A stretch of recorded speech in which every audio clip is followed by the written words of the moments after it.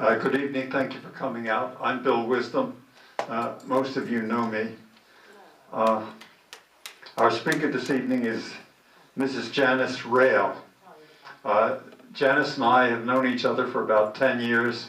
We met as board members of the Free Thought Society of Greater Philadelphia, and I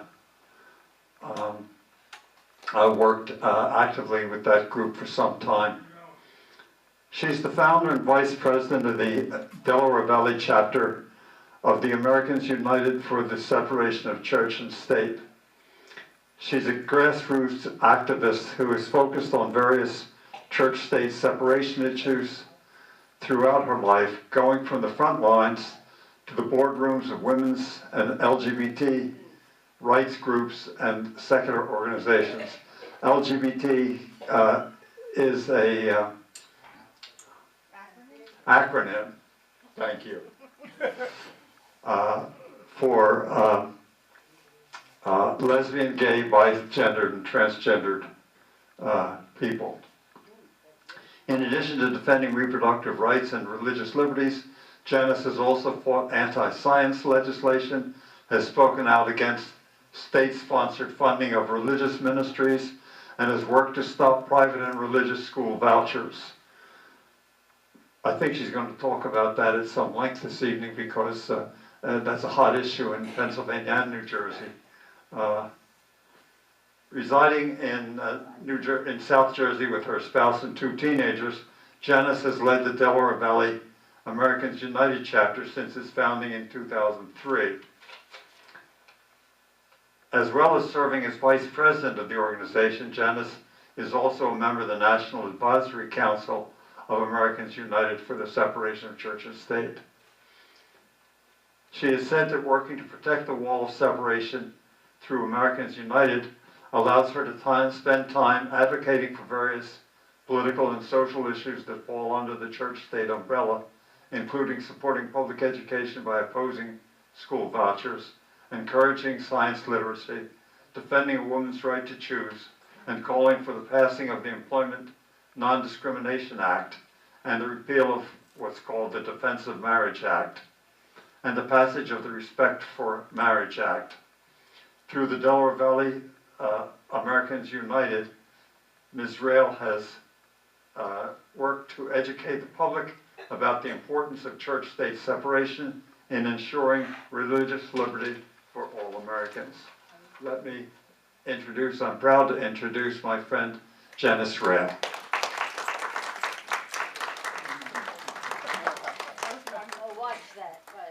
Wonderful. Thank you so much. Let's see if I can fix this here. Okay. Thank you all for coming out tonight. It is a big crowd. I wasn't sure how many people were going to actually come and hear me talk about the separation of church and state. So as Bill said, my name is Janice Rael, and I am the founder and the current vice president of the Delaware Valley Americans United chapter.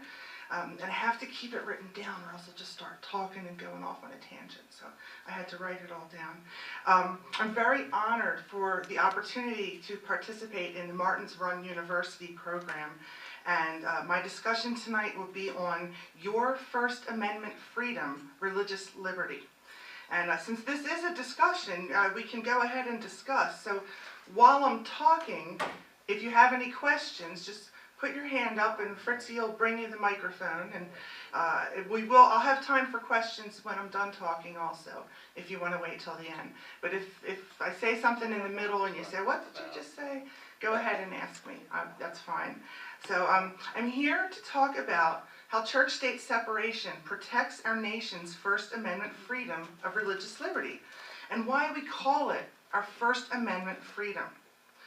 And let me first introduce a little bit more about the Delaware Valley chapter of Americans United.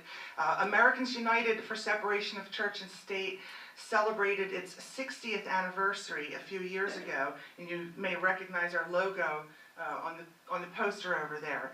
If you have you may have seen our executive director, Barry Lynn, who is on TV very frequently talking about separation of church and state issues.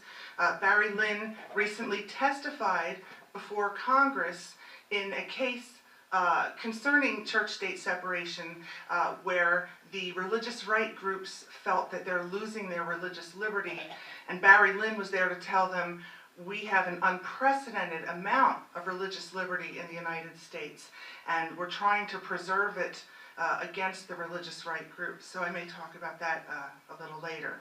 But the Delaware Valley Americans United chapter, we call it DVAU. We serve southeastern Pennsylvania, including right here in Media. We serve South Jersey and northern Delaware. We have about 1,200 members.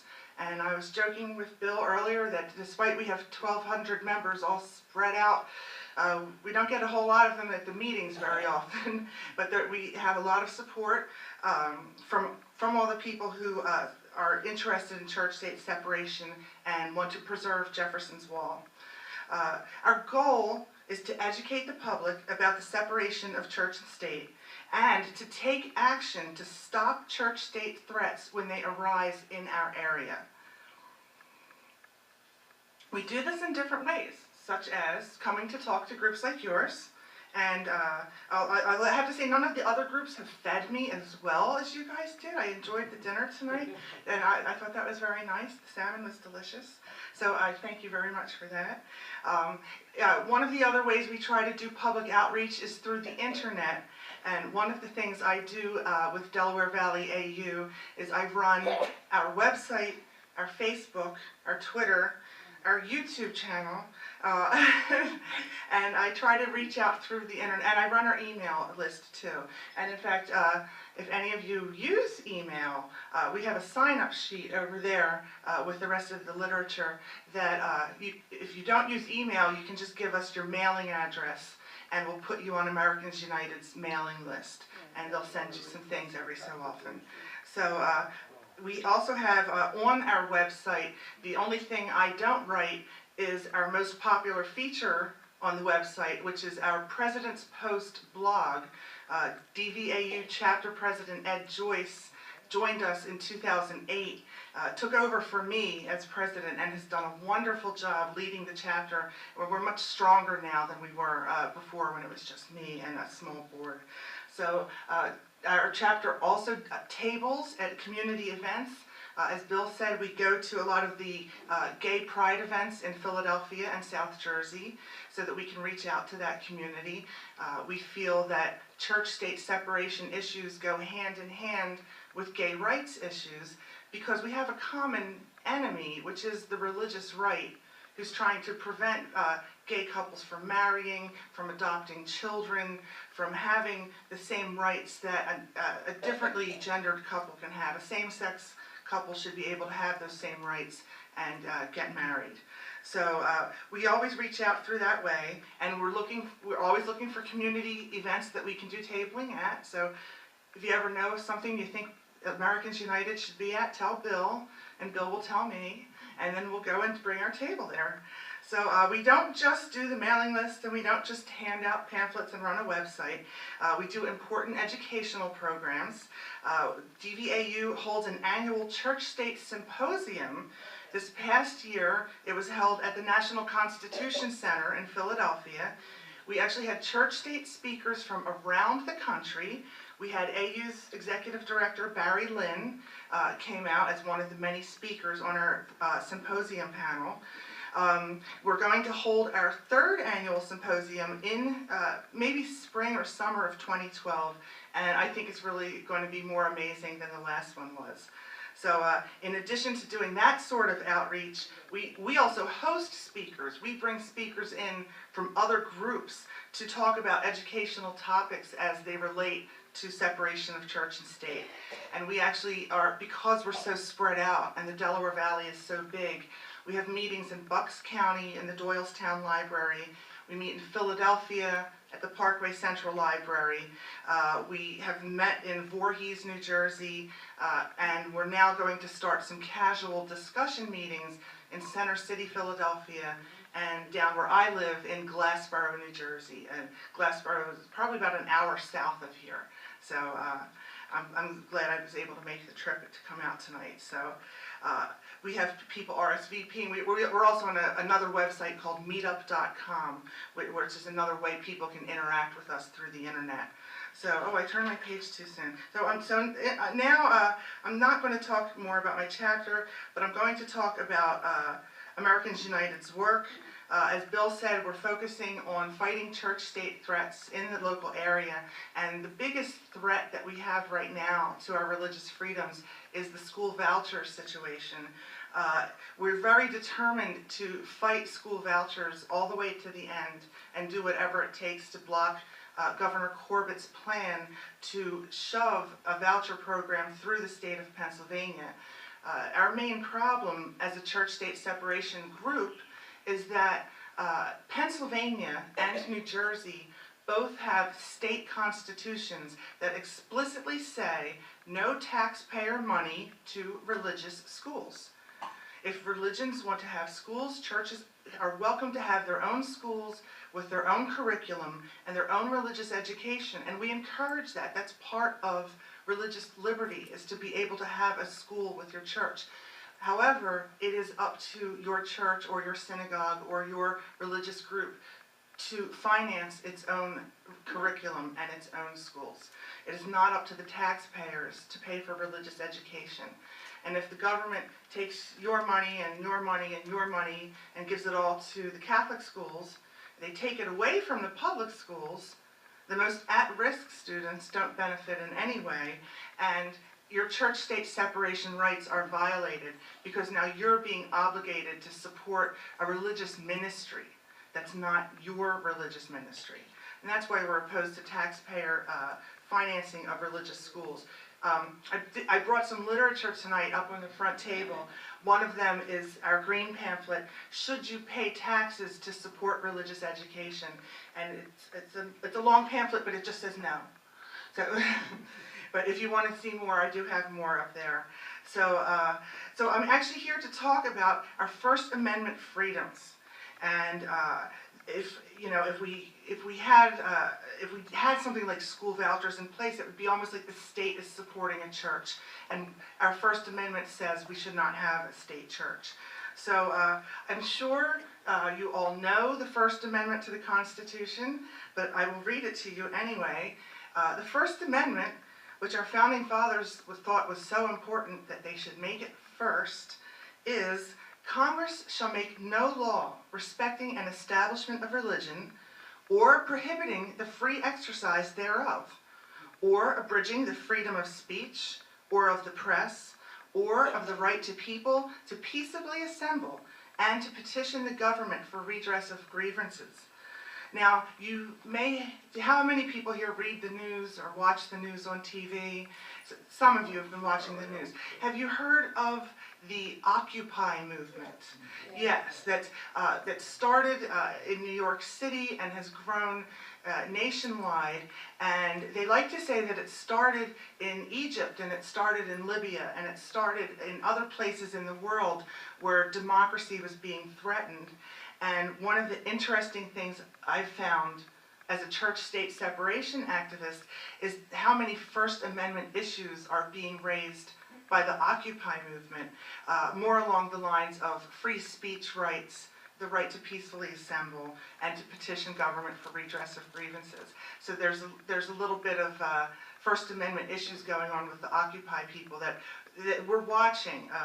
Americans United sends, we have Rob Boston, who is our Assistant Executive Director. He's one of the writers for Church and State magazine.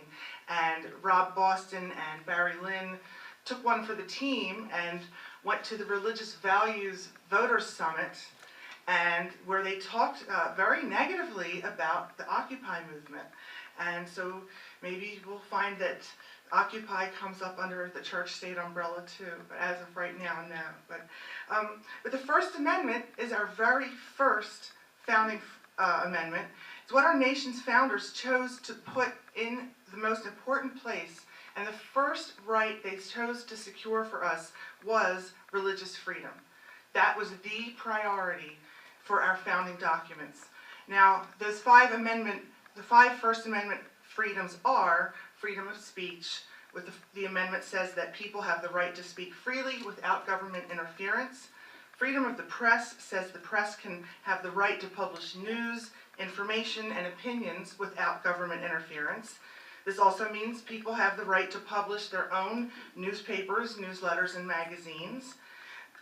Freedom of petition, the First Amendment says that people have the right to appeal the government in favor of or against policies that affect them or that they feel strongly about. This freedom includes the right to gather signatures in support of a cause and to lobby legislative bodies for or against any legislation. It's something I like to do every day. I'm signed up for a lot of political groups whose views I share, and they send out action alerts, and they say, write to your congressman, and I do that all day long. And my congressman says, I'm agreeing with you. Stop writing. It's Senator Menendez, he loves me. Finally, our freedom of assembly is that the First Amendment says that people have the right to gather in public, to march, protest, demonstrate, carry signs, and otherwise express their views in a nonviolent way. It also means people can join and associate with groups and organizations without interference. And finally, our First Amendment freedom, in the beginning of the First Amendment, is freedom of religion, where the First Amendment prohibits government from establishing any religion and protects each person's right to practice or not practice any faith without government interference. And we feel that church-state separation is a position of neutrality on religion. We are not asking the government to say anything negative about religion or to attack religion in any way. We want the government to simply be neutral. And we try to tell people that neutrality is not hostility. We are not hostile towards religious practices, towards your religious rights. In fact, Americans United is focused on the issue of religious liberty. We are actually the only national organization that focuses exclusively on church-state separation issues. And we work together with our allies, such as the ACLU, which you may have all heard of the ACLU, but our focus is very narrow, which is religious liberty as intended by the First Amendment. AU says, religious freedom is a celebrated American tradition. Our founding fathers knew that mixing religion and government only caused civil strife, inequality, and very often violence in pluralistic societies.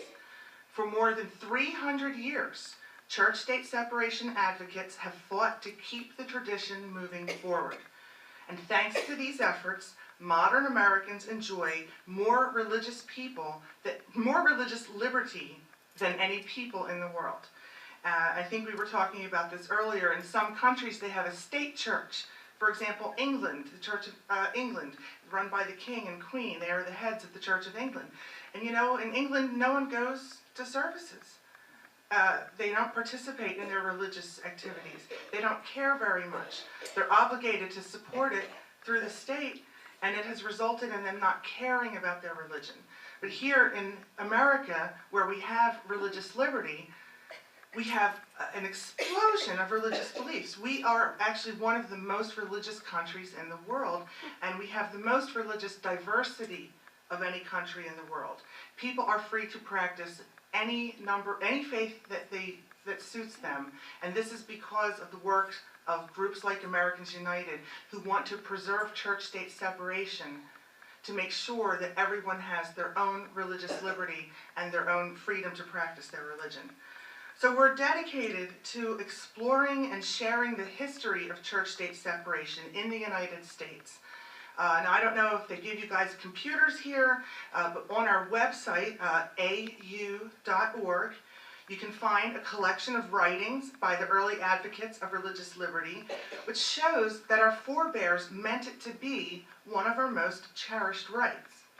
So, we know from our founding fathers' writings that the purpose of the First Amendment was to protect religious liberty by creating the world's first secular government. That was their goal.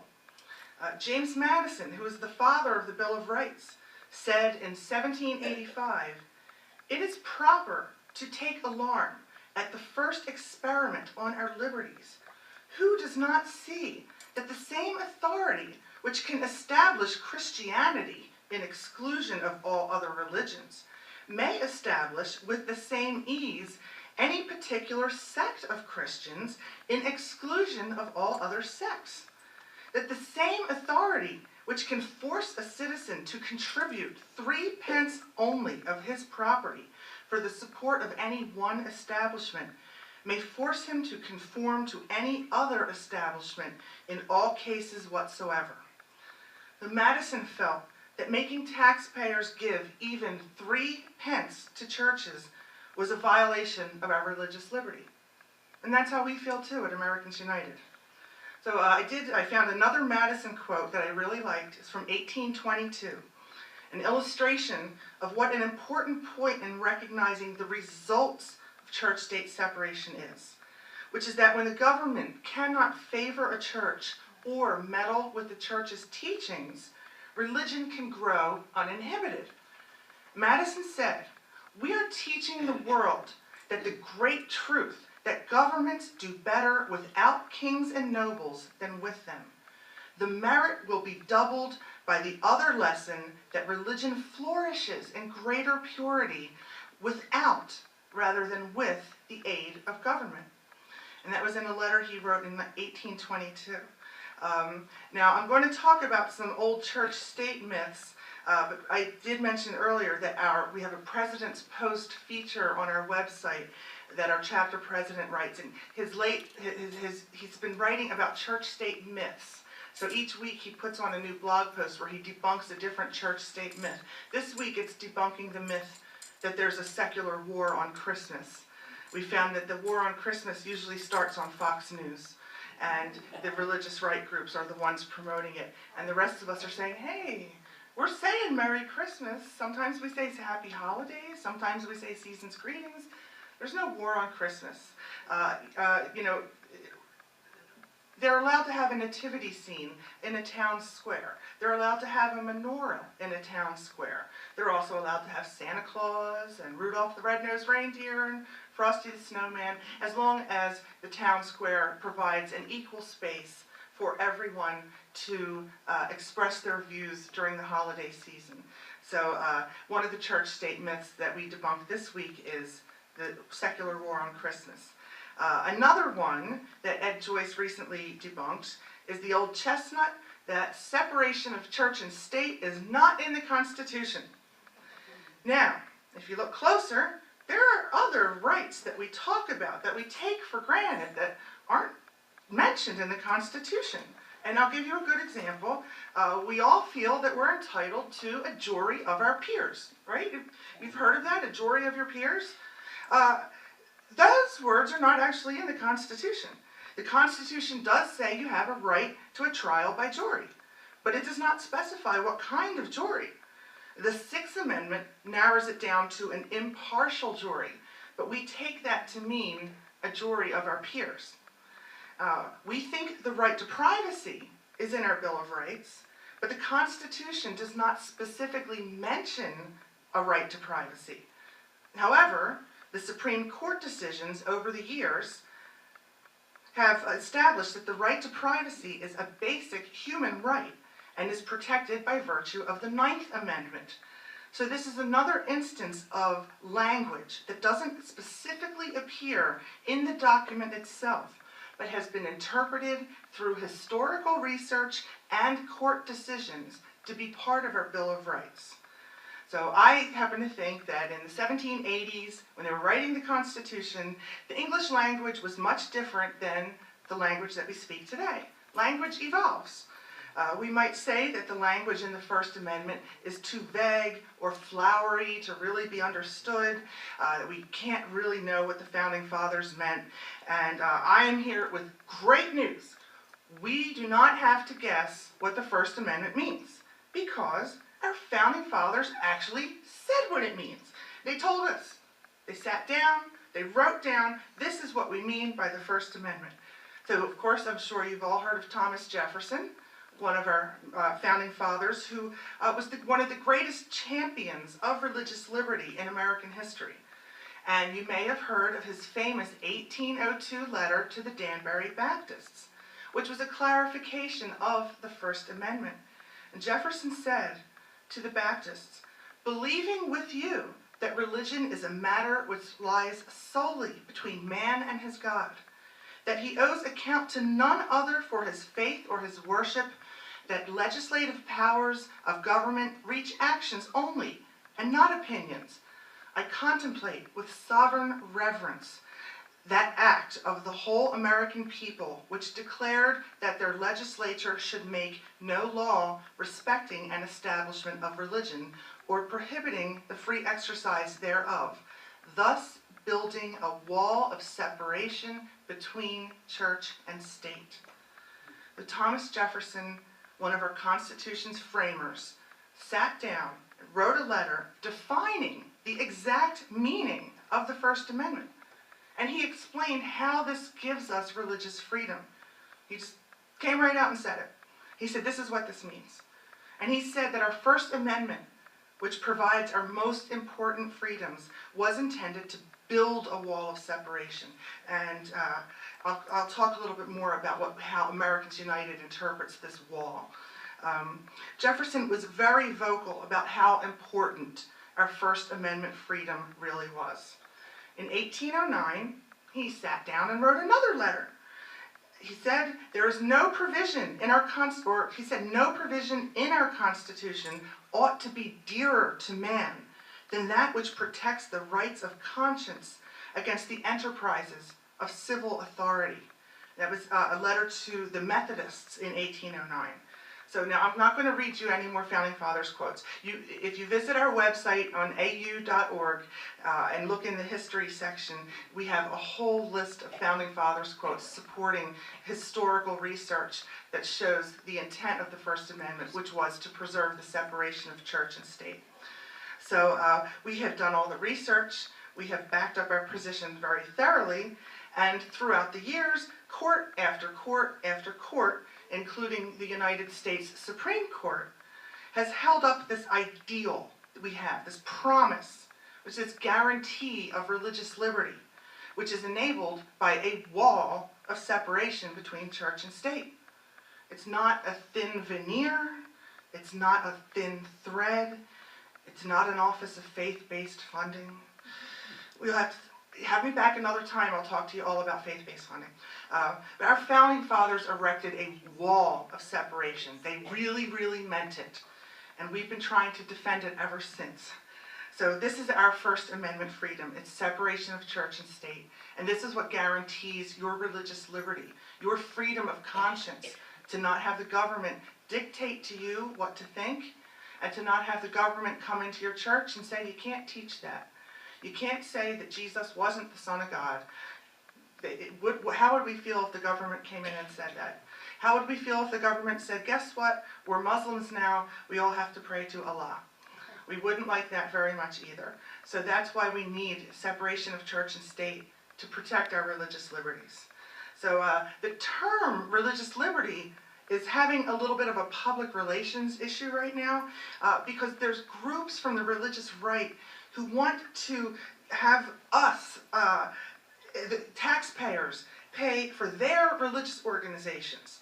They've actually hijacked the term religious liberty and are using it to identify what we call religious discrimination.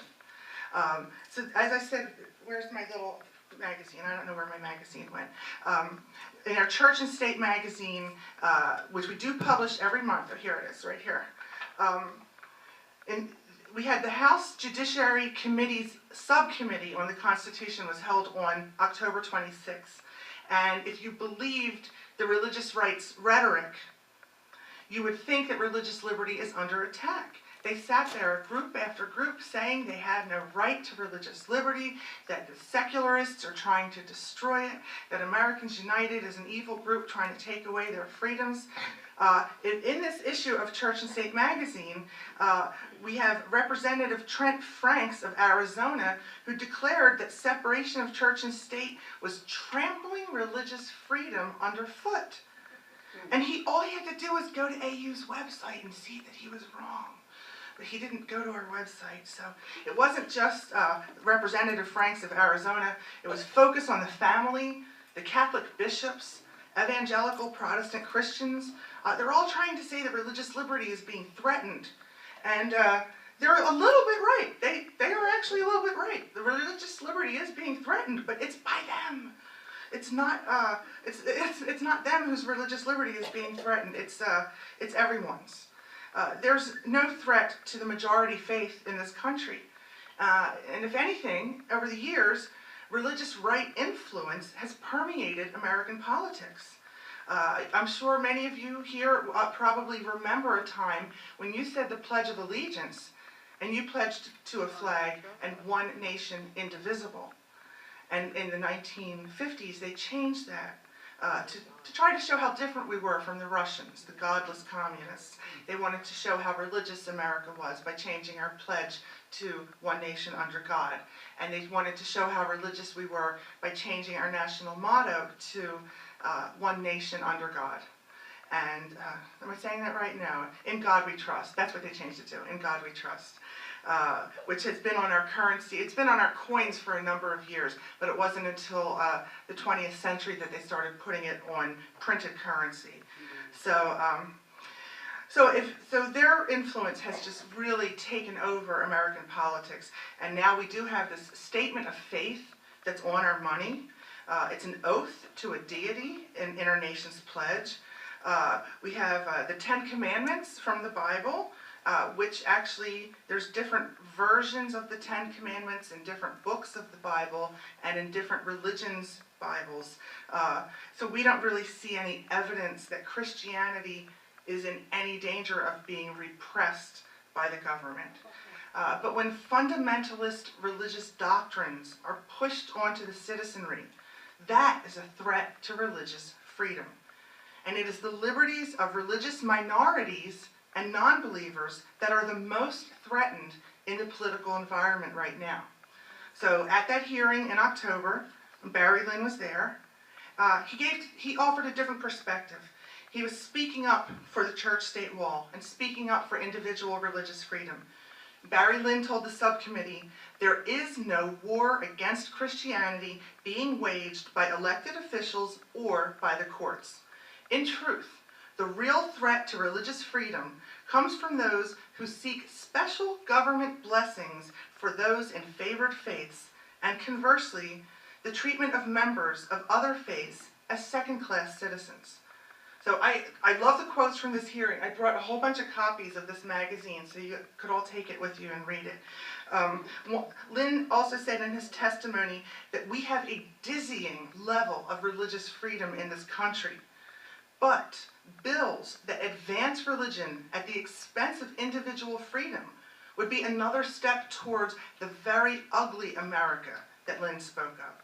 So if the religious right gets its way, we will defy George Washington's promise that we would give to bigotry no sanction. So this is what one of the many things Americans United does. We don't just stand up for church-state separation in every way. Barry Lynn doesn't just testify at hearings and in Americans United lawsuits and Fox News. He also travels to various religious right hotspots, such as the one I mentioned where he went to the Religious Value Voters Summit. Barry Lynn and other staffers from Americans United also went to Texas, where Governor Rick Perry was holding his Prayer-a-Palooza, which you may have heard about. Governor Rick Perry took his letterhead from his governor's office and planned a big prayer rally with all the most extreme religious right groups that he could find. And he sent out the announcement from his official governor's email address and used the office of the Texas governor to invite everyone to an evangelical Christian prayer ceremony that was being held in a big stadium. So Barry Lynn and AU staff were on hand to report on that. And after reading about it on AU's site, I'm really glad that they went and not me. I actually follow some local religious right groups, and I follow their activities. And it's not always easy to see what they're willing to do to push their theological agenda on us all. And that's one of the reasons Americans United is a watchdog group. In addition to doing educational outreach, we also watch the religious right very closely to see what they're doing next. And in Pennsylvania and New Jersey, vouchers is what they're doing next, which I'll talk about in a minute. So I should note that Barry Lynn has also traveled to Philadelphia to speak to the Delaware Valley AU chapter several times, including our Church State Symposium. He just celebrated his 20th year of service as AU's executive director. Now for me, 20 years ago, I was marching in the streets. And it's a lot like these Occupy protests. We were out in the streets with our signs. The big issue of the day was AIDS and HIV. And that was during a time when people didn't know anything about AIDS, and the government wasn't doing anything to educate people about AIDS. And local, Bill already heard this tonight at dinner, but local social service agencies were denying services to people who have HIV and AIDS. And they were doing this because of their religious beliefs.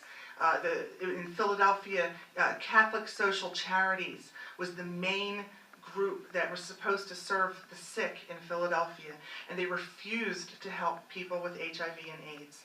And we were out there in the streets chanting, protesting. My friends and I protested at the Basilica of Saints Peter and Paul. And when I was younger, it was 20 years ago, so I was very young, and we did all these wild things, and we were really mad. We were really, really, really mad. We were mad at Archbishop Bevilacqua for not helping people with AIDS. We were really angry with the Catholic Church for not even talking to gay rights leaders about how they could help. And we're throwing condoms. We're like, oh yeah, we need education. And then later that afternoon, I got a phone call from my grandmother. And she said, Janice, I saw you on the new news. You were throwing condoms at the Archbishop. And I said, yes, Grammy, that was me. I was throwing condoms at the Archbishop. So that was 20 years ago, and I've come a long way since then. I've been a member of many different groups, National Organization for Women, with National Organization for Women, I was focusing on a woman's right to choose. I felt that our reproductive freedoms were at risk, and I needed to help defend my rights, my sister's rights, my daughter's rights. I didn't have a daughter back then. I do now. She's 14. So you all know what that's like. So I came from doing this kind of street level activism to, after I got married and had kids and decided to get back into activism, I chose to get involved with Americans United for Separation of Church and State because it's a different approach. We have an educational approach. We have a legal approach. One of the cool things about being an Americans United activist is if we see a church-state threat here in our area, I make a phone call to Washington, D.C. I say, hey guys, guess what? Guess what I just heard this group is doing? They are going to do such and such and such and such. That's against what we stand for. And Americans United has wonderful staffers who will research for me. They'll write me a great letter. I'll deliver the great letter to the group, and I'll sound awesome. And it's actually the staffers at Americans United who make me sound so awesome. And they give me all this great literature so that when I write letters to the editor or if I'm being interviewed in the press about a certain issue, I can actually refer to our literature to make sure I'm saying the right thing. And to make sure, because I'll just talk and talk and talk if they let me. So let me talk about the opportunities that I have now with Americans United to discuss the real threats to our real religious liberty. And we're not talking about the religious liberty that says you can fire your church's mail clerk if they're gay, which they actually say that. They actually feel that it's a threat to their religious liberty if they can't fire gay people for being gay. They want to be able to fire anyone they want for any reason they want, and they want to call that religious freedom. And we are here to assure them that this is not the case. So there's a new religious liberty case in the news lately. The Supreme Court is working on one of the most important church-state cases in years. It's called the Hosanna Tabor Evangelical Church and School versus the Equal Employment Opportunity Commission. And I don't know all the ins and outs of this case, but it involves a constitutional First Amendment doctrine known as the ministerial exception, which the court is actually addressing for the first time. The ministerial exception says that a church may fire a clergy member who does not adhere to the church's teachings. If you have a nun, if you have a priest, a pastor, a minister, a rabbi who goes against what your religious beliefs are as an organization, yes, you can fire that person. But no, you can't fire the mail clerk. And that's what we're here to try to tell them. So I've been with AU since 2003, and I found that all of the issues that I cared about, which includes LGBT rights, which is lesbian, gay, bi, and transgender, abortion rights, keeping teacher-led prayer out of public school. And let me just say that for a minute. A lot of people, you'll hear one of the other church-state myths is that prayer has been removed from public school, and that is absolutely not the case. Students can pray whenever and wherever they want. They can bring a Bible or a religious text to school, but they have to read it at the appropriate time. They can't pull it out in math class, just like they can't pull out the latest issue of Twilight and read the last Twilight novel about the vampires. They can't do that in math class either. But they can organize their own prayer groups, their own religious study groups. The ACLU and Americans United have defended their right to have student prayer and to be able to do this. And you'll hear people say, oh, Americans United, they hate Christians, they hate Jews, they hate everybody who prays. We don't. Barry Lynn is a reverend with the United Church of Christ, and the head of our board of trustees is a rabbi. So we're a very religious organization. One of the things that we're Americans United is that we've united people from all faith traditions, from almost every religious sect there is, to pagans, Wiccans, atheists, and freethinkers. Anyone under the sun, we want to unite these people together to work together to support church-state separation. So I was really glad to see that a lot of my personal issues I cared about fell under AU's umbrella and gave me the opportunity to be an activist on those issues. In 2005, the hot button issue for church-state was the teaching of intelligent design in public schools. And the people who were promoting intelligent design tried to say that it wasn't creationism, because in 1987 the Supreme Court said creationism is a religious doctrine and cannot be taught in public schools. So starting in 1987, the people who promoted creationism started changing their textbooks so that they could just change the words creationism to the words intelligent design. And they used to talk about creationists, and so that's a word that starts with a C and ends in ists, and they wanted to change creationists to design proponents. So they did it in a Word document, and they copied and pasted, and they did a replace all, and they had a big typo. They didn't take out the C for creation, and they didn't take out the ist for ist, so they came up with C design proponentists. And this was found in the Dover case in 2005, here in Dover, Pennsylvania, which was Dover versus Kitzmiller. That's when the school board in Dover, Pennsylvania wanted to teach intelligent design in the public schools. It went all the way up to federal court, where Judge Jones said, wow, look at this book. We can see right here the evolution of the word creationists to C design proponentists. And they lost the case. Judge Jones ruled that intelligent design and creationism are the same thing and cannot be taught in public school. That did not stop some people in Pennsylvania from trying to put out a bill that would mandate the teaching of intelligent design in all Pennsylvania public schools. And through my work with Americans United, I got to travel to Harrisburg and testify before the House Subcommittee on Education. I was there with the ACLU and with a biology professor from Juniata College.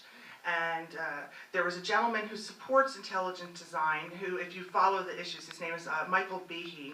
And Michael Behe is a scientist. He's a scientist, but he has a different view on science than most scientists. And Mr. Behe was there with a young student who felt that his religious liberty rights were being trampled because he couldn't preach about intelligent design in his public school. And Mr. Behe had his laptop open at the hearing table, and we were talking about how we could prove intelligent design was really just an argument for trying to get religion into public schools. And I picked up this piece of paper, which I don't have with me, but it was called the Wedge Document. And the Wedge Document was written by the Discovery Institute, which is a pro-creationist group. And the Wedge Document specifically says, we're going to drive our issues in as a wedge to restore Christianity to its proper place in America. So I picked up my copy of the Wedge Document, and I waved it around at the hearing, and I showed everybody, and I started reading from it, and Michael Behe got really mad, and he slammed his computer closed and marched out of the room, and they didn't pass the bill. So that was one of our victories that I got to actually personally participate in. So Americans United has so many different issues that are church-state issues. Now, I'm not going to read all this to you because it's this long. These are all the things we consider church-state issues that we focus on as an organization and locally at the chapter level. The brief outline is religion in public schools and universities, such as students' rights to pray and religious texts. The faith-based initiative in government subsidies of religious institutions other than schools. We are definitely opposed to faith-based funding. We're kind of surprised that President Obama didn't scale back the faith-based office. He actually expanded it to include more groups. At the time, under President Bush, only certain evangelical and very conservative groups were allowed to receive faith-based funding grants. So another issue of ours is school vouchers and government subsidies of religious schools, official school prayer, religious displays, ceremonial religion, which I would be really mad if I was very devout and the Supreme Court said that any reference to God was just secular, and that it had no meaning, and that it's just ceremonial deism, and that it's not the most sacred and important thing to a believer. I don't understand why so many people feel that that they need the government to support their religion and prop it up. Because in Americans United, we have a lot of members who feel that they have an almighty God, and he does not need any government support whatsoever. So that's where we differ from the religious right. We also follow churches and politics. We have an education guide that we give out to religious leaders during election time that tells them what they can and can't say. We hear the Alliance Defense Fund, one of the biggest religious rights legal groups.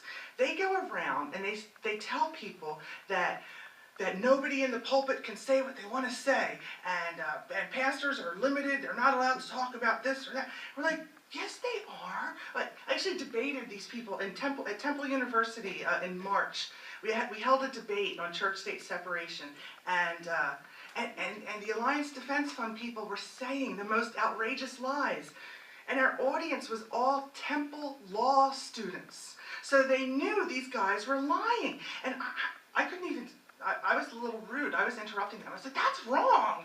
And, you can't say it. They said that our nation never had any national motto other than "In God We Trust," and all the students said "E pluribus unum," and really it was very interesting. So some of our other issues are marriage, reproductive justice, and other privacy issues, nominations, and the judiciary, such as court stripping, and of course we're working on fighting the religious right and responding to common attacks on church-state separation.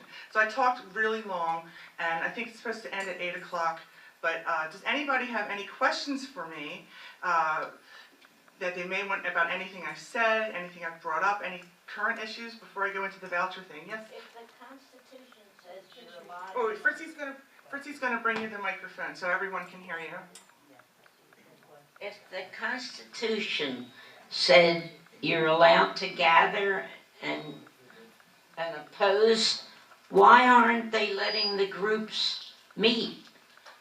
Well, that's a really good question and something that people are trying to work on. Now, it's outside Americans United's scope, but it seems that our First Amendment rights have been curtailed in more ways than one. And it is kind of surprising that there's so much opposition to the idea of letting these people protest. It's not just young people. I actually went to the Occupy camp in Philadelphia and saw people of all ages, all races, all economic statuses trying to talk. So that's something that I don't know if we'll take that up as an issue or not, but there's one in the back too. But it raises a very strong question of why can't people peacefully assemble and have their protest the way they want. Yes, ma'am. Yes, the issues between church and state seems to be a issue that is determined in each state. It is not a federal thing. So that I would imagine in different states it is handled much differently. In some states you don't have a very clear separation of church and state. That's true, and that's why we're trying to be as aware of what's going on as possible. Americans United has about 60,000 members nationwide, and as you can imagine, we don't have chapters in every state. We don't actually have enough activists to really pay attention. When we hear things from Louisiana and Alabama about outrageous offenses to our religious liberties, we try to take action there, but it's hard without the support of the people. But you're right, there's certainly different issues in different areas of the country, and religious liberty is a little more respected in some areas than in others. I want to follow up the question about state. If the Republicans have their way and they want to abolish the Federal Department of Education, all of it will be state controlled. Of course, hopefully this will never happen, but they are thinking that way. And that would give you 50 states to deal with, as over against one federal government. Yeah, Americans United doesn't have quite a position on that. Personally, I can't see them really dismantling the federal offices of education and some of the other offices that are under attack right now, but it looks... Well, sometimes what you can't imagine happens. Gingrich's last suggestion is that the schools should fire the unionized janitors and use the children. You got it. And let the children do the cleaning. And let the children do the cleaning. That's ridiculous. Hopefully everyone will see through Mr. Gingrich's ridiculous lies and his nonsense. And more questions?